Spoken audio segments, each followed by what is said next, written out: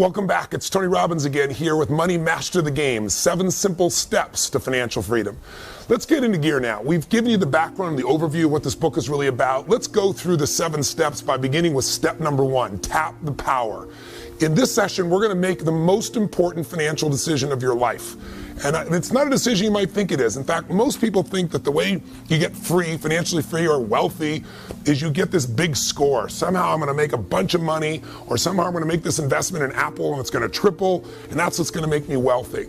But all the research shows, in reality, people who earn huge sums of money rarely keep those huge sums of money. And very few people really get to the number that they're really after when they're trying to make that big score. And so I really want to show you a much simpler way. There are literally millions of people around the world that have become millionaires, and they've done it really slowly and easily because they've just tapped into a very simple power. And that power I know you've heard of called compound interest or compounded growth. The idea of growth upon growth, multiplying itself. Let me explain what I mean. Early in the book, I decided one of the people I wanted to go visit with was a man named Burton Malkiel. Burton Malkiel, or Bert, is an amazing professor who's at Princeton, and I wanted to go see him because he wrote a book that's become kind of an investing classic called A Random Walk Down Wall Street. And he wrote it in the 70s, and it's still popular today. And in it, he kind of shook up the investment field because he came up with this idea saying, you know what?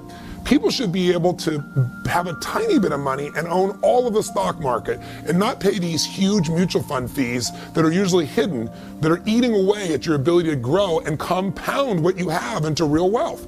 And he was one of the earliest people to ever come up with this idea of promoting the idea of an index fund. An index fund, again, is really simple. Instead of buying Apple or PepsiCo or Coke or whoever the case may be, you can actually buy this index which mimics the entire stock market. So you get a micro piece of all these companies, all the best companies, for example, in the S&P 500 or the Standard & Poor's 500, if you're familiar with that. And so his idea has turned into a $7 trillion a year business. And another person I got to spend quite a bit of time with that you'll learn about here in the book and here with me is a gentleman who started Vanguard, and that's Jack Bogle. He took this idea and he bet his fortune on it. Both of these men understood something. And when I sat down with Burton Malkiel, the first thing I said was, look, I know you're a straight shooter. The guy definitely shoots from the hip. He doesn't care what people think. I said, tell me, what's the single biggest mistake that individuals make, that investors make in their life? And he said, Tony, beyond a shadow of a doubt, is they don't take full advantage of the power of compounding. He said, Einstein said it was one of the single greatest inventions of humanity. Understanding it can change everything in your life, and everybody says they understand it, he told me, but very few people tap it. He said, understanding something intellectually is not the same as doing it. If you're doing it, then you know it.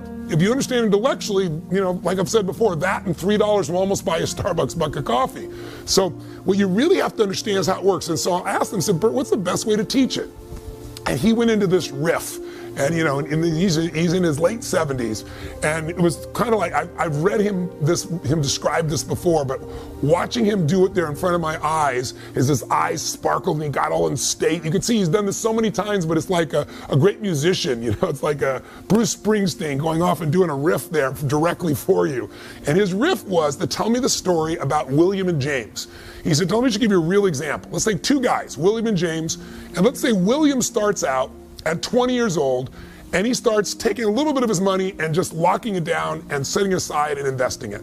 Let's say he takes $300 a month, $4,000 a year, and he puts that aside and he doesn't touch it, and he puts it in the stock market, and let's say over time he averages 10%, and let's say he does it in an index fund, so he's not being taxed continuously, so it grows tax-free until the time he's going to take it out. And let's say he makes that investment, stay with me now, William makes that investment from the time he's 20, puts away that $300 a month, that $4,000 a year, till the time he's 40. He never makes another investment again. That's it. And then we see what he has at age 65. And then on the other hand, he has a brother named James. And James, he doesn't get started when he's 20. He doesn't get started when he's 30. He waits till he's 40, and then he starts to say, God, I better start doing something. So he does the exact same thing his brother did. He starts putting away $300 a month, $4,000 a year roughly. He gets the same exact return, let's say of 10% in a tax-protected environment. And at 65, from 40 to 65 is 25 years. So he spends 25 years putting money in the system. Think of it, $4,000 times 25 years is $100,000. His brother, William, he only did this for 20 years, 20 to 40, 20 years, times 4,000, 80,000. So the second brother, William and James put in significantly more money into the system, done it longer, but at age 65, they both got the same rate of return. Who do you think is doing better off? I know you know the answer, but the real question is, how much better off? And that's what most people have no clue of. William, who started earlier and quit earlier, has 600% more money. Not 20%, not 50%, not 600% more money.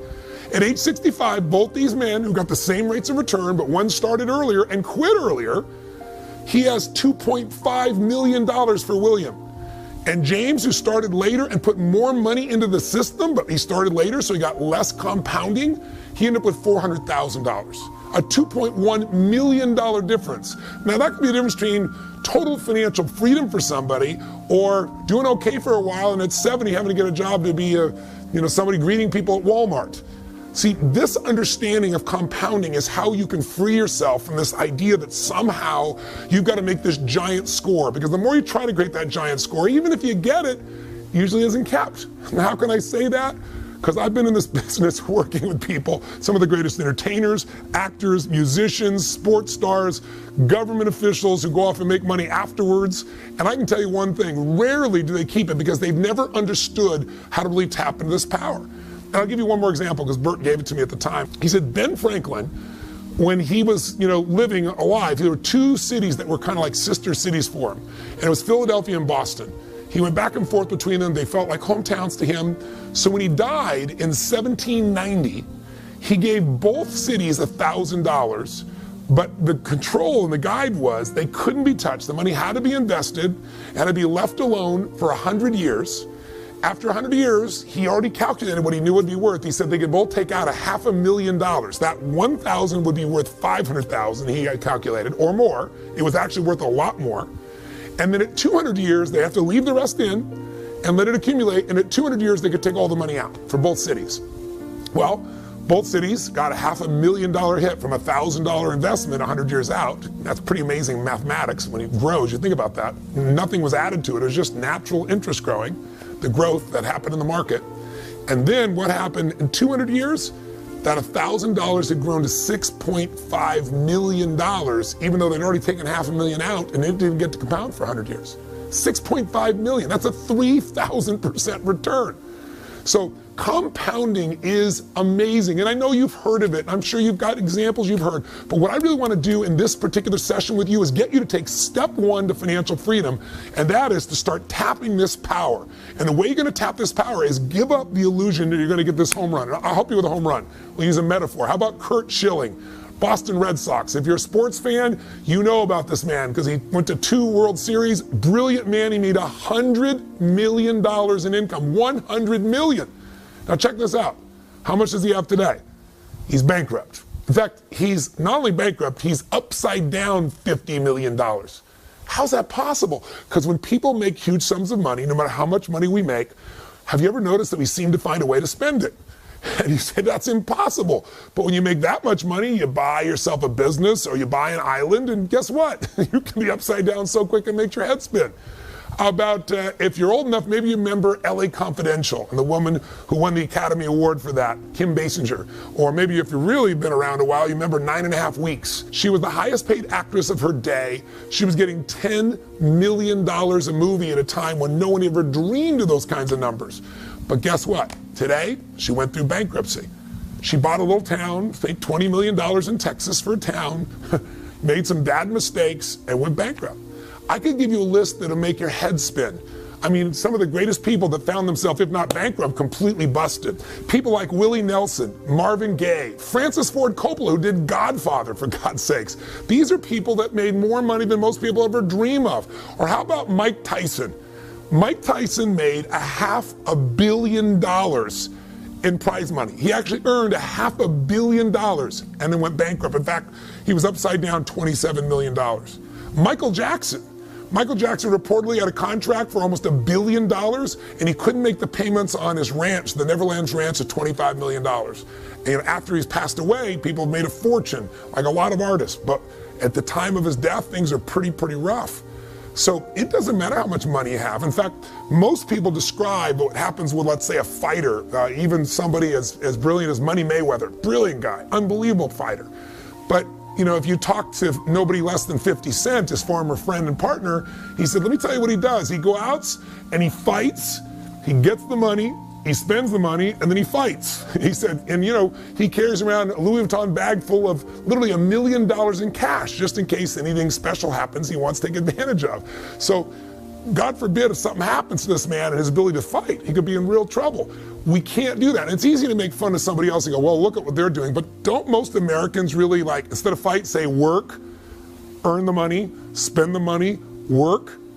That cycle is the worst cycle on earth, and that's a cycle I want to get you out of right now, today, by tapping the power and making step one the most important investment decision in your life. So what the heck is it? Well, what if you decided that you were no longer going to be a financial trader? What are you talking about, Tony? I'm not a financial trader. I don't invest in stocks. I don't do that stuff all day long. Most Americans are financial traders, even though they don't think of themselves that way. Why? Because if you're trading time for money, you're making the worst financial trade in the world. Your goal, and the goal I have for you with this book, is to make money your slave. You want money to work for you, so you don't have to. Until that happens, you'll always have some level of uncertainty or fear or stress or insecurity, because there's only so many things that can happen that mess up your income flow and you're in trouble. What would it feel like if you could build what I would call a money machine? Something that made money while you slept. Something that literally every day of your life, even if you weren't working, could provide you an income without ever having to work again. Because I ask people all the time, what are you investing for? And people say, well, I don't know, I'm doing my 401k so someday I can retire, or I'm investing so that I can get, more assets or a bigger nest egg. No, you're not. You're investing for one thing and one thing only. You're investing because you want an income. You want an income that will last longer than you live. In fact, I mentioned before, the number one fear of baby boomers today is that not they're gonna die. That's their number two fear. The number one fear is I wanna run out of money while I'm alive. And millennials have the same fear because, according to statistics, about 70 to 75% of the people are gonna run out of money before they die, and we're all living longer, so the chance of that happening is off the charts unless you and I create a money machine. What does that mean? It's really simple. The most important financial decision of your life is deciding that a portion of all the money you earn in your life is yours to keep, that you're not gonna give it up. It's for you and for your family, and you're gonna keep a portion of what you earn forever, and you're gonna grow it. That you're not gonna give it to, Kate Spade, you're not gonna give it to the Gap, you're not gonna give it to whoever you normally gave it to. You're gonna keep that for yourself, and you're gonna grow it into something that literally will make it so you don't have to work as long as you live. I call it a money machine because it's really simple. If you were to just think of yourself right now as you're a money machine, if you take a look at this graphic, here you are, you worked your tail off, and what happens? You use your efforts to get money. You trade time for money, you take work and effort for money. But what if you just did something so simple? You already know to do it, you're just not probably doing it at the level that you could. What if you made a decision that a percentage of what you earn, you're never gonna see it, it's just gonna instantly and automatically be put into building this money machine, where you're gonna take a portion of what you earn, 10%, 15%, 8%, 20%. You get to decide the number. But a portion of what you earn, no matter what, before you ever see it, it's almost like a tax, but the tax is paid to you instead of the government. The tax is for your future self. The tax is about creating financial freedom, so you're not like most people who end up their life being stressed out all the time, where you're the person that can do what you want, when you want, where you want, with whomever you want, because you got freedom. How do you get there? You take a portion of this money that you've done right now and you've earned, you automatically start to fill up this money machine. And just visually imagine, as you work, more goes in, you fill it up, and there's a point. A tipping point, if you will. We call the tipping point a critical mass. There's a point where the money you've saved and invested will have grown to a point that there's enough there that if you were to get just a small return on your money in a secure environment, the income off your investments, just the income, the investments are still there, the money is still there, that critical mass, that nest egg is so big that the interest you make on it alone, that interest gives you the income you need to live your life as long as you live without ever having to work again as long as you live, period. Now, I have that privilege. And I'm fortunate to have helped a lot of people establish that who thought it would never happen, because they don't understand that when you take that little piece aside, you're not just putting in this money machine. If you're smart, if you do what we show you in this book, the other 6 steps, that money won't just sit there accumulating. That money is going to grow. That money while you sleep is going to make more money and grow and grow and grow. So you get to that critical mass, that nest egg, that peak number where the income frees you for the rest of your life. Now here's what's ironic. And I mentioned this before, but I want to reinforce it for you. If you do this, you will get to the point where you won't have to work. And then I will warn you in advance, you will work. And the reason why is because the secret to financial freedom is not having to work. It's not working. The idea that you don't have to work frees you up. Us as human beings, we have to do something to be productive or we go crazy. I can't tell you the number of people that I've met who've hit the jackpot and then they don't do anything and they're depressed or they're frustrated or they're bored out of their mind. You just want to make sure that what you do with your time is what you love, that it's your passion. And if your passion is your work, you'll work more. In fact, it used to be that the game, remember, was get rich and retire at 40. And now the game is get rich and retire at 80 or 75 or 85. Like I've told you, my friend Steve Wynn, 72 years old, still going there. Warren Buffett, 84 years old. I mean, you can go to person after person after person. The people who make the most money, people who make more than $750,000 a year, the vast majority say they'll never retire, or if they retire, it'll be in their late 70s. That's because the game is different. But I'm going to tell you something, when you don't have to work, you don't have to, you walk different, you talk different, you feel different. You go, Tony, well, that sounds like a pipe dream to me. That's because you don't understand compounding. Because you're looking for that big score that hopefully someday you're going to get, when really, truly, if you were William and not James, and you took a little bit of money and set it aside, and you just let that grow through time, you can have millions of dollars for yourself. And I'm going to show you how to make sure to maximize it. I'm going to show you how to make it more tax efficient so you keep more of that money. I'm going to show you how to diversify it so you protect it. I'm going to show you what I've learned from the best people on earth, but none of it is any good if you don't decide on a specific number that you're going to automate to make this happen. Now, I know when I say this, a lot of people say, well, how much? Well, the minimum should be 10%. And ideally, in the world we live in today, if you're 40 or above 45, you should be looking closer to 15% because you have less time to use compounding. So you got to load the system with a bit more. And first thing you'd say, I'm sure many people say, are you kidding me? I don't have that kind of money. I'm spending everything I have right now to keep my credit card bills going, to keep myself going. Everything I earn, I spend. That'll always be true. It doesn't matter how much money people make. Trust me, I've been there myself. You know, I went from barely surviving, trying to figure out what to do, to earning extremely well, and then barely surviving because I overspent. And I mean, it's just the nature of human beings. Our vision gets bigger when we have more resources. But if you will draw a line in the sand and you don't have to think about it. The thing that Burt Malkiel told me, he said, Tony, the secret to it all is you got to pick that number, and then you don't change it. It's like a tax, and you don't see the money. We'll show you how in the book here. You automate it so that money is taken out immediately. If you run your own business or you go to work somewhere and they raise our taxes by 5%, 8%, 10%, you're going to hate it. You're going to be mad as hell, and it's still going to get paid. That's just the way we are as human beings. So why not create a freedom tax? And it's really not a tax at all. What about a freedom gift? I call it the Freedom Fund. What you want to do is decide right now, what percentage, and by the way, I'm going to mention one thing. You might say, well, Tony, I'm already doing this. I'm already contributing my 401k. Then I want you to decide right now, and I'm going to show you how to maximize your 401k. I'm going to show you how to get rid of the fees in your 401k. They're eating up your compounding. You're compounding fees if you don't know what you're doing in this area.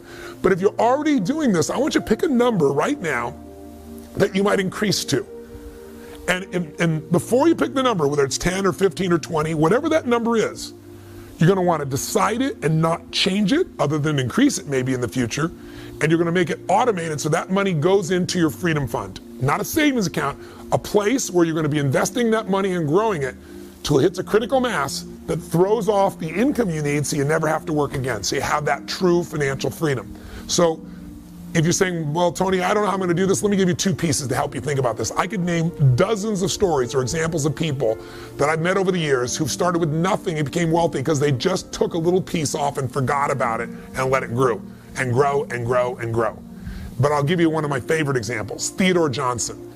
This is a man who never made more than $14,000 a year in his entire lifetime. He worked for UPS, and he only did one thing different than most people. At late stage of life, in his late 80s, he's worth $70 million. He did not inherit any money. All the money came from compounding $14,000 a year. How did he do that?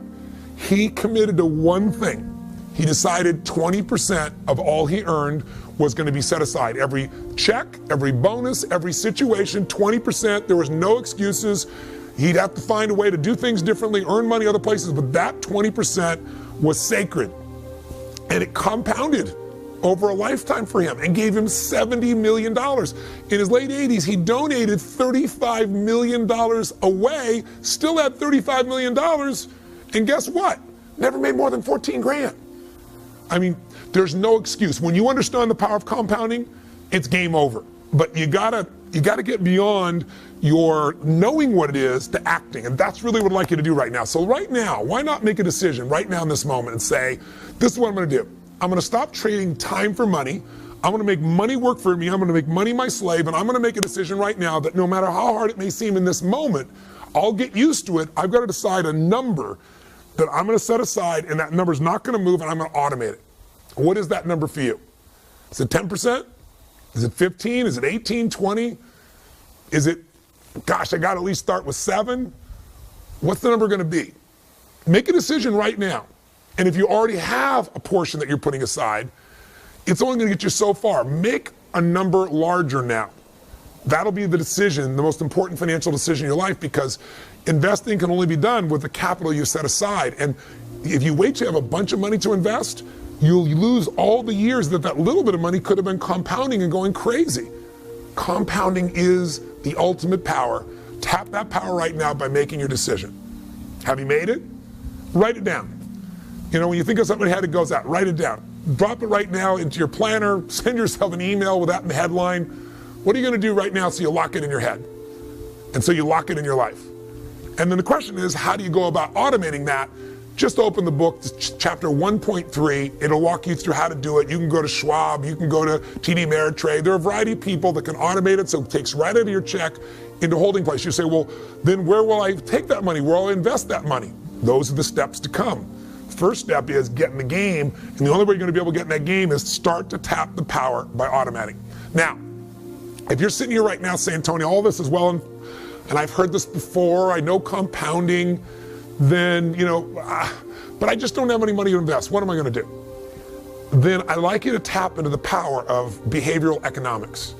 One of the things I did when I wrote this book is I said, okay, people are going to know. Some things we're going to talk about, like what we're talking about right now, is frankly common sense.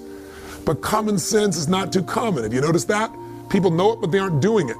So I said, I want to get people to do it. So I went and met with a whole series of Nobel Prize winners of behavioral economics. And the behavioral economists are guys that spend their entire life, and women, focusing on what is it in human nature that makes us screw up financially? And what technique can we use to get beyond our minds so that we don't need discipline and we automatically get the right results? What these behavioral economics experts do is they basically studied human brain and human nature, and they try to figure out what is it in our nature, the way the human brain works, that makes us make the wrong decisions when it comes to finances. And one of those things has to do with the fact that, you know, we want these things, we give more value to things that are immediate than in the future.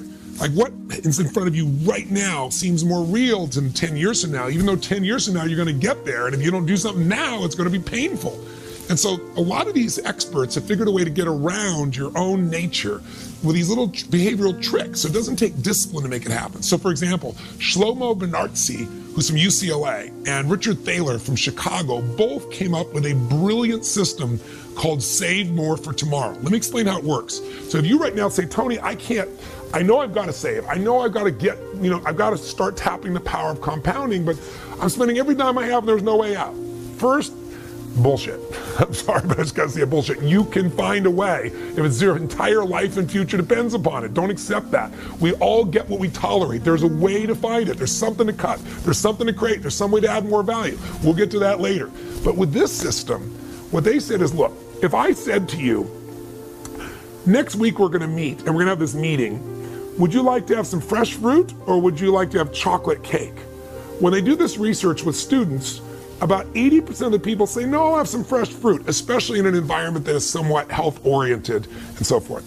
But when they get to the meeting a week later, exactly the opposite, 80% reach for the chocolate, the chocolate cake. So it's always easy to diet in the future. And similarly, when I say you got to take some money today and invest it, your brain says, oh, I don't have any room for that, there's no time for that. So what Shlomo and his partner Thaler did is they said, what if we let people save more tomorrow? What if you said to people today, make a commitment today that when you receive your next raise of any sort, that raise will then be put aside for savings in your freedom fund and to building your financial future. And interestingly enough, most people are saying, I'm willing to do that. I can't do it right now, but I'll do it in the future. And as a result, if you do this program, and I explain it in the book in more detail, but just the highlight note is you can go to your HR department and you can let them know. For every raise you get, you're going to take out X percentage. I'll give you an example. They took a group of people in the Midwest who were blue-collar workers with no room to be able to save. These are people that said there's no way. So both Shlomo and Thaler together said, you gotta save 3.5%. Anybody can save 3.5 cents out of $1. You gotta do that. So they all agreed.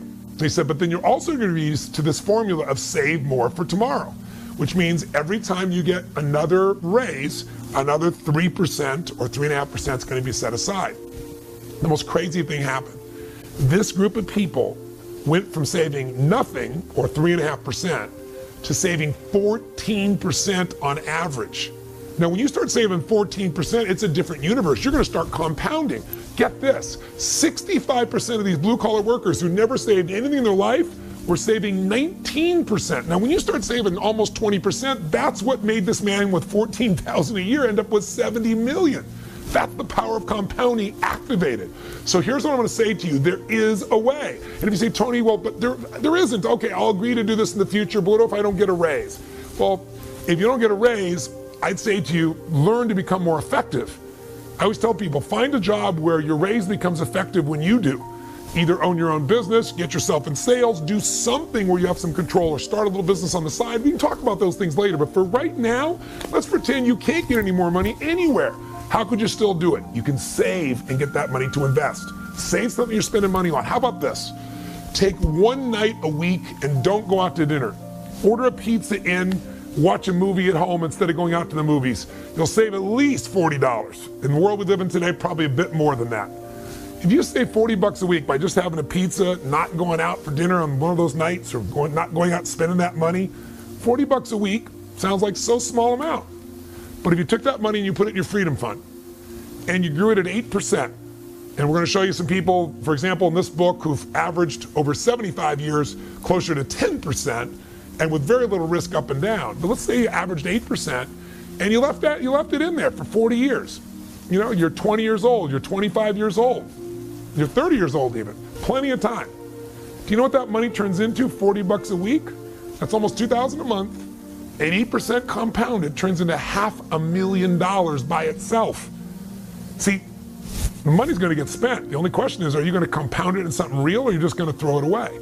The real goal in step one here, tap the power. If you wanna say, what's the first step of these 7 steps that are gonna get you financially free? You tap the power by stop being a consumer and start to become an owner. That's what you are when you decide to invest. You become an owner in American business or world business. And when you own businesses that are growing, you get to grow with them. And as they compound in their value, you get to compound what you have in your ownership of them as well. So you've got to become an owner and you've got to become an investor. And the only way you can do that is decide on percentage you're going to set aside. Now, you can use save more for tomorrow, start with a small amount and build up. That's such an easy way to do it. You can just say, boom, I'm gonna start with 15 right now, but you gotta make sure that it's automated. And if you're still saying, okay, all this is wonderful, but where do I come up with this money? Well, let's take something. You've all heard of people talk about their Starbucks strategy, stop drinking Starbucks. I think a lot of you are gonna still drink your Starbucks, it's pretty addicted. But I'll give you a simple one, how about bottled water? You know, I come from Fiji, I have a home in Fiji, and Fiji water is very popular around the world. I don't know what bottled water you drink, but almost everywhere you go, nobody drinks out of a tap, and I think for damn good reason. But there's an alternative to the tap. It's called filters. Filters cost almost nothing and they don't waste all the plastic. Do you know the average person, if they took 2 drinks of bottled water a day, it's the same as your pizza, right? 2 drinks a day, just think of it, over 30 days, check it out, 60, right? Times $2 each, and you start going, I got myself $120 a month. You know, if it's 3 bottles of water a day, that's $180 a month. $180 a month is going to get you past that, get you in that $2,000 range again. How about you just drink filtered water, get a filter at home? How about you get yourself, we have in our home here, these plastic bottles that you keep reusing, that they don't leach plastic also, so you're not polluting your body. And by the way, did you know a plastic bottle, sorry to get all eco on you right now, but did you know 1 plastic bottle takes on average 450 years to break down? I'm living here on the ocean, and almost every day there's some plastic that'll get rolling in here, and some of it's been out there for 50 years and it's still coming back ashore. It's insane. We're living in a way that makes sense. We're using all this fuel to bring the water from someone else when you could filter it right here. How about you save yourself that money and put another $500,000 in your pocket through time? Just another way of thinking about it. In fact, if you're trying to figure out how the heck do I ever get the money to invest in the first place, I'd say there's a couple places you could look, and I'll wrap this video up. One, you could certainly find some things that you're currently spending money on that no longer give you joy. A friend of mine I wrote about in the books, the lady here she finally figured out she was spending so much money on her car. It was an old car, and the fixing in the car and the fuel in the car, with financing, she'd go buy a brand new car. She went and bought a brand new Cherokee white pearlescence Jeep. She had this giant smile on her face. She'd only been through like 5 chapters of the book, but she figured out, you know what? For the money I'm spending, I could have a much better quality of life. And she was saving money also that she now put in her freedom fund to invest. In other words, money she was spending on the car, she got a better car, and the savings were now creating for a financial future where she wasn't the money machine anymore. Her freedom fund was going to become the money machine. You follow me? So there might be some things you could cut. There might be some things like water or bottled water you're not losing anything. In fact, you get something better for yourself and less wasteful. So that's one approach. Another way is to find a way to earn more. And I'll show you in the book, we'll go through a section where I give you 5 little mini chapters. How do you save more? And I show you all kinds of examples so you have this money. I show you how you can earn more so you can speed up the process. And you say, but Tony, I can't earn more. I'm a school teacher. Well, I have the same mentality. My mom, when I was growing up, she wanted me to be a truck driver. She used to watch those Truckmaster truck driving schools, and they talked about you can make $24,000 a year if you become a truck driver. And my mom said, you've got to do this. You'll be on the open road. You'll have the sense of freedom. Your father's locked down. My father worked as a parking attendant underground in a Century City garage in LA for 30-something years of his life, my natural father. And she said, you'll make twice as much as your father and you'll have more freedom. But I looked around and I thought to myself, I think truck driving is a beautiful thing, but I had a mission of things I wanted to do. And I also thought, I don't think I could ever drive that truck far enough or long enough to be able to have freedom for my family for the future, because I didn't understand compounding. I could show a truck driver today how to do it, but I didn't know how. But I did learn something really important along the way. I was 17 years old, and I went to meet this man. Didn't go meet him. I went to attend a seminar by a man named Jim Rohn, who later became one of my first mentors. And Jim was a personal development speaker, and he would get up and talk for 3 hours, which I thought was a long time. If you've been to one of my seminars, you know that's not a long time. And he would share these tools and philosophies of how to improve your life and a few strategies. And I was very touched by him. And the very first night I met him, he said some things I never forgot. He said, you know what? Everybody wants life to change, but for your life to change, you have to change. For things to get better for you, you've got to get better. And he said, instead of complaining about how you don't have the money and how things aren't fair or going on a strike, he said, rarely will that get you. Strikes will get you pennies of improvement. He said the most powerful thing you can do in the marketplace is to understand how the marketplace works. And here's how it works. If you can find a way to do more for others, if you can find a way to add more value and become more valuable, you will become worth more. But you got to be worth more. You've got to be able to say, how can I do more for this business I work on? How can I help them save the money? How can I bring skill sets to make them more profitable? You've got to think about that, because we're all paid in accordance to what our worth is in the marketplace. Not our spiritual worth, not our emotional worth, not what our worth is as a soul, but our economic worth. See, in the world we live in today, there are people that make $7 an hour, and there are people that make $3.5 billion a year. I'm not saying one is better or worse, but I'm saying one has a lot more choices. Now, why? Because if you go to work at McDonald's and you're working fast food, you're gonna make about $7.75 an hour currently. I just looked it up, crazy. It depends on where you live in the country, but $7.75. Now, at $7.75, you don't have enough to really support your family in any way. You're gonna have enormous stress. And we could say, well, we should make that number larger. But in reality, the reason you make $7.75 if you work at McDonald's is because almost anyone can be trained to do that job, especially the way it's automated today, in about an hour, maybe 2. But if you're gonna earn more, you've got to be able to give more, do more, create more. And I don't mean just work harder, you got to do something that adds more value. David Tepper made the most money of anyone last year in personal income. He made $3.5 billion with a B. And that's because he's a hedge fund guy, and we live in a world where the majority of people are putting their money in a bank where they're getting virtually no money, or maybe 25, a quarter of 1%, maybe 1%. And this man got the people invested with him a 40% return. Now, when you get 40%, that changes your life. Some people, if you're getting a quarter of a percent, if you're getting 1%, it's going to take you a couple decades to double your money. At 40%, you're going to double your money in very short order, less than 2.5 years.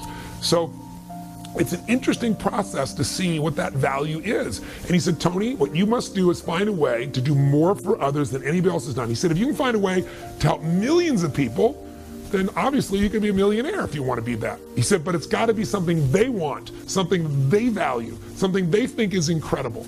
Now, why do I tell you that? Because the first time I started talking about compounding and saying one way to do it is start to earn more and put more aside. If you think you don't have enough now, I had this school teacher come to me and she said, but I can't, I'm this fixed income. And there's no way for me to get a raise. And I said, you know what? One of the great injustices of our current society is that the most important jobs, like, for example, a teacher, where we're entrusting the future to someone to help us with our kids create their own future, create their skill sets, their abilities, they're horribly paid in this country. But you can complain about the system, or you can take control of what's within your own control, and you can find a way to add more value. She goes, how am I going to do that? I said, I know a school teacher, I described him in the book, who makes $4 million a year. How? He decided, I love working with 30 kids, but if I only work with 30 kids, I'm gonna make $60,000 a year. But if I can find a way to work with hundreds of thousands of kids, I could earn hundreds of thousands or maybe millions of dollars. And all he did was he became incredible as a teacher. He's a Korean man, and he just kept better and better. He's always finding a better way to teach, always finding a more enjoyable way to teach, always finding a way to help people remember and learn quicker. He was just a learning machine, and that added value. Every other teacher taught the same stuff. He brought students unique things, and they wanted it. So he created a website where he could mentor them, and we automated the mentoring. He now makes $4 million a year. So I'm just saying this to you, not to say you have to make $4 million a year, but my bet is, with some creativity, you could come up with something that could bring you an extra $300 a month. And $300 a month, invested over time, can easily bring you $1 million, just based on the math and types of returns I described to you earlier. Not a bad thing. If you found a way to do something bigger, all the more power to you. I got a chance, I was on the Today Show one day, and they called me up and they said, we got Warren Buffett, and we want to have you on, and we're going to have the woman who is the youngest female billionaire in the world. And she has this company called Spanx. And I said, what is Spanx? If you're a woman watching, I'm sure you're smiling, laughing. He doesn't know what Spanx is. Most men don't know what Spanx are, but I guess it's kind of an undergarment that women use to help them effectively shape their body under a dress. This woman, she had no idea how to become a billionaire. It wasn't even her goal to be a billionaire. She just wanted to solve a problem that a lot of women have. And she was on her way to a party, and she cut some pantyhose up and created this little device, and then she thought it was a great idea, and everybody said it was stupid. And she tried and tried and tried and heard no, no, no, and she just wouldn't give up. And then finally she got someone to make some, and then she sold some, and then she eventually got on Oprah. And now Spanx is a multi-billion-dollar business, and she's the youngest female billionaire in history. So I want you to know there's a range from school teachers to this one was working at Disneyland. There are people that might want to make $100, $500, $1,000 more a month. And if you find creative ways to earn more by giving more, by creating more, the answers are there.